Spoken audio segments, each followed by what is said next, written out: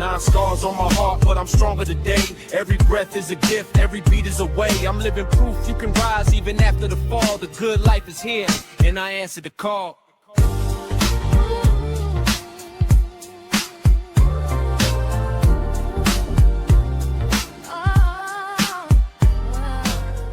So hello everybody and welcome back. It might be a little bit noisy out here because I'm on the main drag in, Dominicana, Republic of Dominicana, as a matter of fact. And, you know, there are certain perils that bewait you should you decide to become an expat that owns a personal vehicle. And yeah, so it ain't always just hunky-dory and those sunshine and rainbows. Sometimes there are things we have to deal with. And yeah, so I had to deal with a little bit of something. Here's what happened. So, well, let me just back up a little bit because I don't know if I've actually talked to you guys about me actually purchasing my car and the thought process that took place as far as I was concerned. So when I got here, I was looking at cars and I was going to just pay cash for one, say about, you know, $16 to $20,000, 15 if I could get it.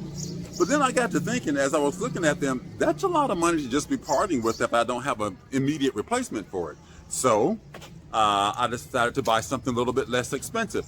And I found this car for about $8,500. And I figured, well, you know what? It's a little bit older, but I doubt I'll ever spend $8,000 to $10,000 in repairs on this vehicle. So I have a repair. But here's what happens. The car started making a noise, like when you turn the steering wheel, it started making a clicking sound. And I know that to be, well, I believe that to be CV joints. And what I'm going to show you is, here are the parts that they replaced. Oh, also, the check engine light came on, and I thought, well, let me just go ahead and get it done. So when the check engine light came on, I had to get this part replaced right here. And that's a part that had given me a problem before. He fixed it for free, to be honest with you. And the guy's pretty cool. I'm gonna share his shop with you. But he fixed it for free.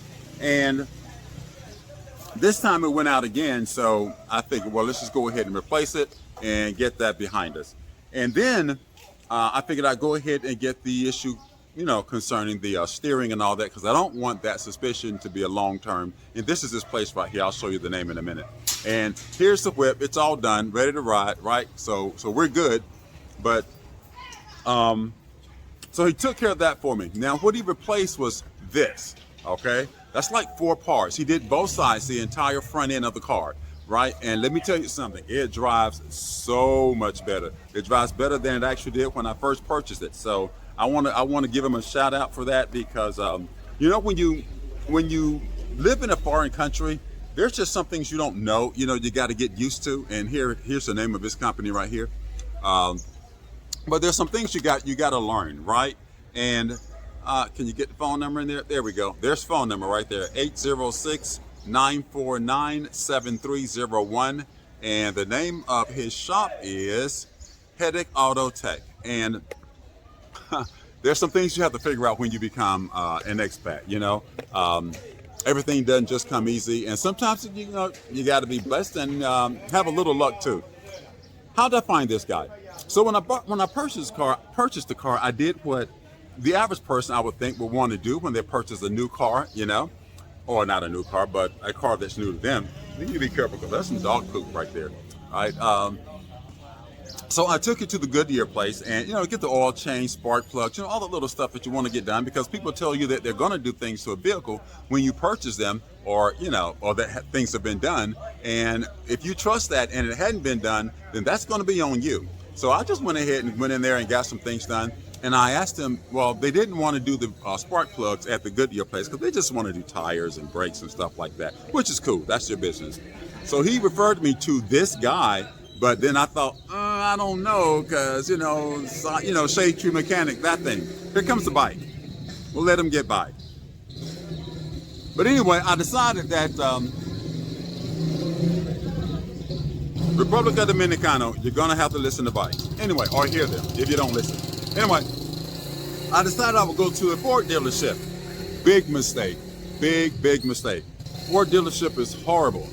And I didn't know that. I just figured it was a dealership, you know, dealerships, you should be able to expect a certain level of service. So I went there, and service wasn't there. Afterwards, after like 4 days of them doing they did nothing for 4 days. I just wanted the car inspected so I know, what my baseline is and what I'm going to have to put up with. After 4 days, they did nothing, and one of the techs there said, you know what? There's a guy, and he worked here for like 9 years. He opened up his own shop. He knows everything about your vehicle, bumper to bumper. Take it to him. He'll get you squared away. He wrote down the number, and lo and behold, it was the same guy that the Goodyear guy told me to go see. So I made my way on over here. He's taking care of me. I've had a couple of issues that I had to take care of. So I'll just, full disclosure. You know how when you put, what's it called, antifreeze or coolant in your vehicle, it goes into this hard plastic container? That cracked and leaked out. So he replaced that, about $100. Had a starter, had to be replaced back in December.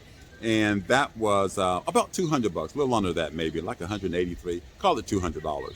And I think a starter for my vehicle will cost me $200 back home.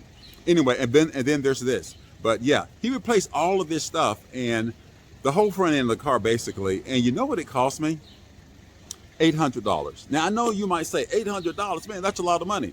I'm thinking this repair back home is going to hit me for like $1,500 to two grand. So I ain't sweating it really that much. And like I said, I knew that I would have some repairs along the way. I'm not going to spend $10,000 in repairs on this car. It runs good right now. And just so you know, the car is a Ford Escape. It's a 2016 Ford Escape. It has about it has 130 something thousand miles on it. I don't know if you can get a good look at it there, but it has about 130 something thousand miles on it.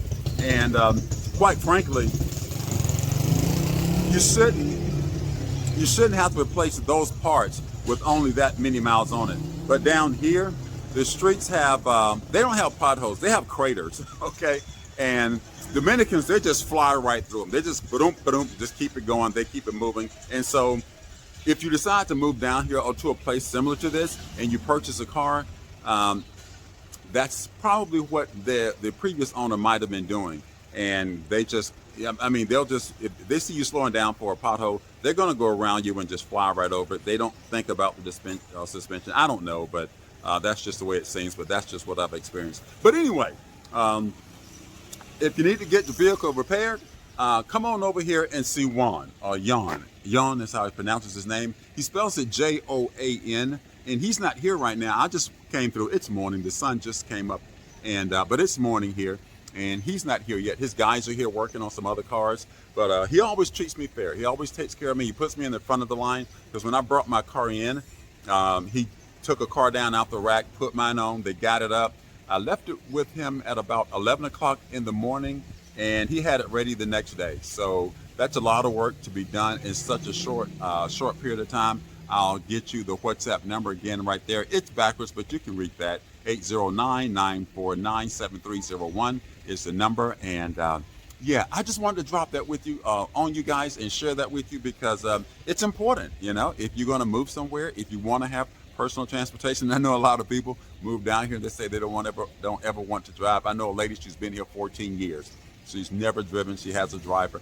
And yeah, and that's just the way some people choose to move. But this is how I chose to move. I will be careful because the streets are crazy. Listen, I want to thank you guys for joining me. I don't want to hold you any longer. We've been about 8.5 minutes here. So that's enough time for me to tell you about this. Thanks for joining me. Until next time, many blessings.